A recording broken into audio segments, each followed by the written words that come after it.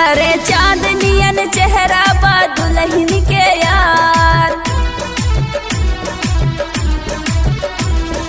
चांदनियन चेहरा बा दुल्हन के यार।